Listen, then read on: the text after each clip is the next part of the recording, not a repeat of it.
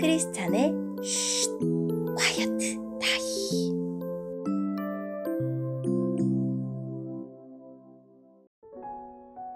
샬롬, 크리스찬 성도님들 반갑습니다. 오늘의 본문은 마가복음 12장 13절부터 27절까지의 말씀입니다. 본문의 제목은 사람의 꾀보다 하나님의 지혜로입니다. 본문을 읽기 전에 어떤 내용인지 요약본을 먼저 읽어드릴게요. 종교 지도자들이 연이어 찾아와 어떻게든 예수님을 함정에 빠뜨리려고 질문을 던지지만 예수님은 놀라운 권위가 있는 말씀으로 답하셔서 그들이 입을 다물게 하십니다. 오늘의 본문 13절입니다. 그들은 예수님의 말씀에서 트집을 잡으려고 바리새파 사람과 헤롯 당원 몇 명을 예수님께 보냈습니다. 그들이 와서 말했습니다. 선생님, 우리는 선생님께서 진실한 분이시며 아무에게도 얽매이지 않으신다고 알고 있습니다. 선생님께서는 아무도 부당하게 대하지 않으시고 하나님의 길을 진리로 가르치십니다. 가이사에게 세금을 내는 것이 옳습니까? 내지 않는 것이 옳습니까? 세금을 내야 합니까? 내지 말아야 합니까? 예수님께서는 이 사람들의 속셈을 아시고 말씀하셨습니다. 어째서 나를 시험하느냐? 데나리온 1개를 가져와서 나에게 보여라. 그들이 은전 1개를 가져왔습니다. 예수님께서 물으셨습니다. 이것은 누구의 얼굴이며 누구라고 쓰여 있느냐? 그들이 대답했습니다. 가이사입니다. 예수님께서 그들에게 말씀하셨습니다. 가이사의 것은 가이사에게 주어라. 그리고 하나님의 것은 하나님께 바쳐라. 그들은 예수님의 말씀에 놀랐습니다. 부활이 없다고 주장하는 사두개파 사람 몇 명이 예수님께 왔습니다. 그리고 예수님께 질문을 했습니다.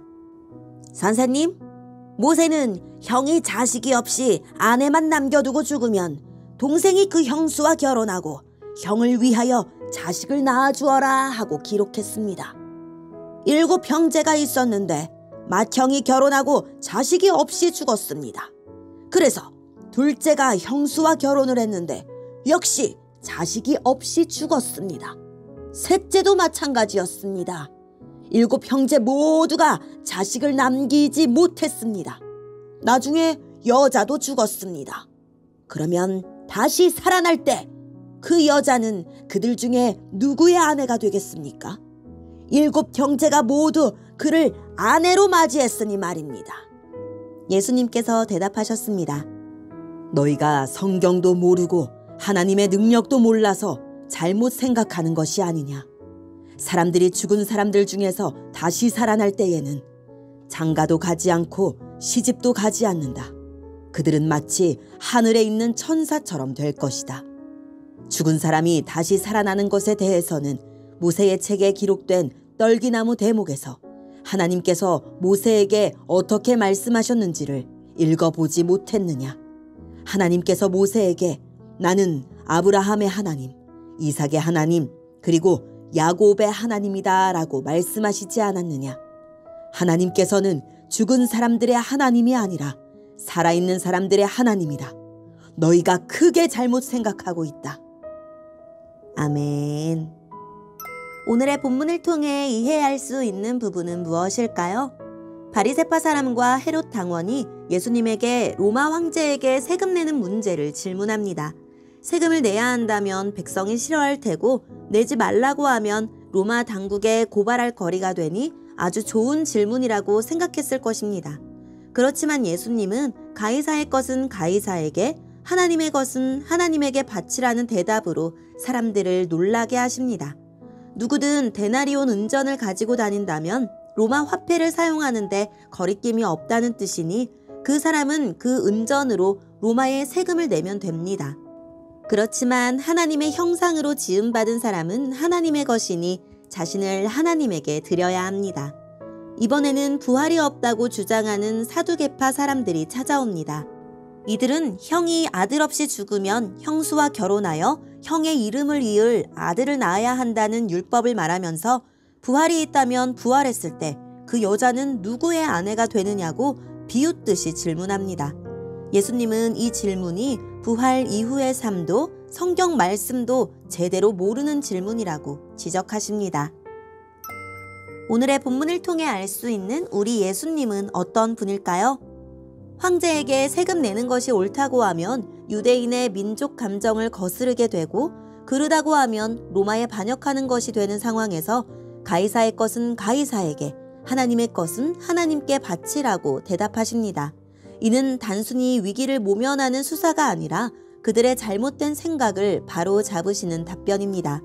세속 정부도 하나님의 주권 아래에 있는 하나님의 것이기에 하나님의 뜻을 거스르지 않는 선에서 협조한다면 하나님을 배신하는 것이 아니라는 뜻이자, 황제의 형상이 새겨진 동전을 황제에게 주는 것이 마땅하듯이 하나님의 형상인 자기 자신을 하나님께 바쳐야 마땅하다는 의미입니다. 세속 사회의 일원으로서 의무를 다하고 하나님의 형상답게 정의롭고 자비로운 삶에 나 자신을 바치는 것이 하나님의 것을 하나님께 드리는 길입니다. 오늘의 본문을 통해 우리에게 주시는 교훈은 무엇일까요? 바리새파 사람들은 종교적, 정치적 이유로 황제를 신성시하는 동전 사용을 비판했지만 정작 자신들은 그 동전을 소유하고 사용했습니다.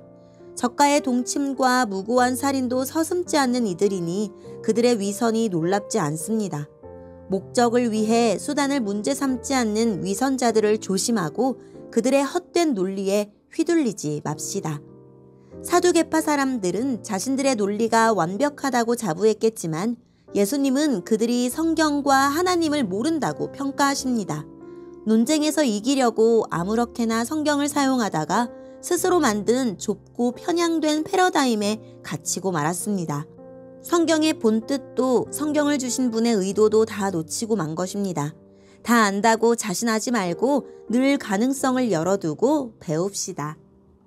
오늘의 본문을 통해 각자에게 주시는 성령 하나님의 음성에 귀를 기울이며, 살아계신 하나님, 예수님의 지혜를 따라 하나님의 능력을 신뢰하며 진실하게 살게 도와주세요 라고 오늘도 하나님의 말씀을 붙잡고 승리하는 하루를 보냅시다.